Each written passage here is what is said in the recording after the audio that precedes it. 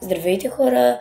Днес много дълго чаках да ви разкажа историята на моето кученце Джак. Въпреки, че не е момиче, аз нагалено му викам Джаки.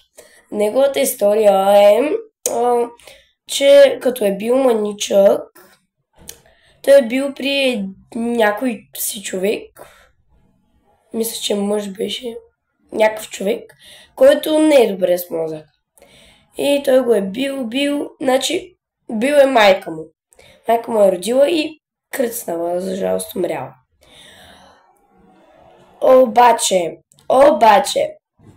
решил да вземе Джакито и да го остави, нали, да се живее живота, да се грижи добре за него. Обаче убива другите кученца. Убива ги. И ги пържи и ги яде. Значи това е отвратително нещо. Аз не мога. Ще повърна. Ще гретна.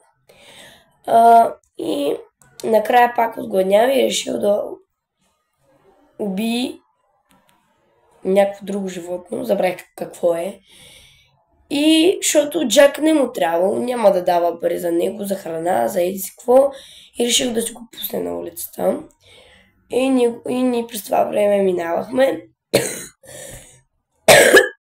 Извинявам се. Минавахме и нали го видяхме. Ей така, шепчо. Ей така. И да.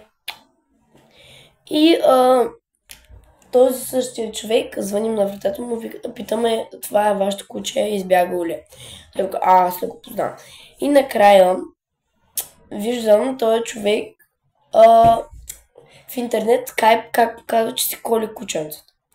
И точно зад ъгъла видях Джакито, как седи на диванчето. И казах на тати, той подаде жалба, не знам после какво стана, и ние си отгледахме Джакито. Той сега, турбаланчо станало наше. Да. Аз като бебенце си го държа, защото той ми е като бебенце, мамо. Ами добре, айде, разказвай.